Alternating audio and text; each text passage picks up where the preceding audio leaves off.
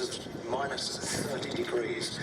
The windows were open, the wind would be howling through, and he would be fighting the cold, let alone the enemy.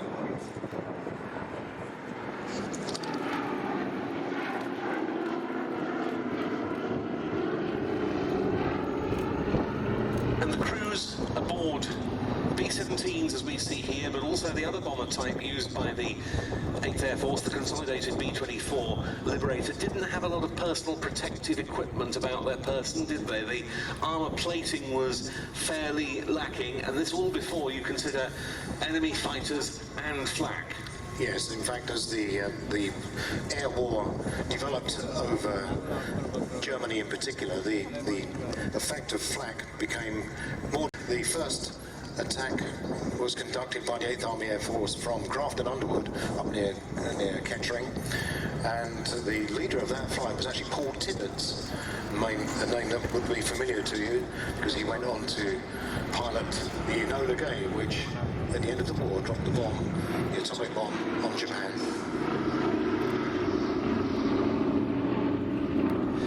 And that first raid to marshalling yards at Rouen in France took place 80 years ago this summer, involving B-17s. Indeed. And those early raids were actually quite successful, and there was a lot of optimism because the conditions were almost perfect. However, it became a different story when they attacked places like Schweinfurt in Germany, where particularly the German fighters had learned where the weak spots were on those B-17s, and they did take a terrible toll. 20,000 Allied or American servicemen died as a result of activities by the 8th Army Air Force and the 9th Army Air Force in Europe.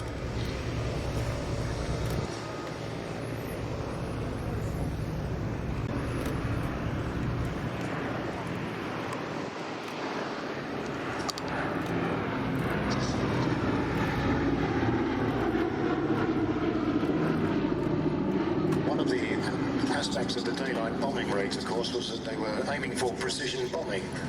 They're training largely in the clear blue skies of California. They would use the Norden bomb site and get really good results.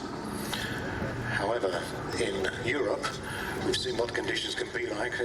You know, the weather conditions are nothing like California, and also getting attacked by the artillery, the flak and the German fighters certainly reduced the success of those raids. Yeah, we need to emphasise these were daylight bombing raids. Unlike RAF Bomber Command mainly striking by night, the 8th Air Force was attacking by day, German industrial targets, transport and resupply networks and so forth.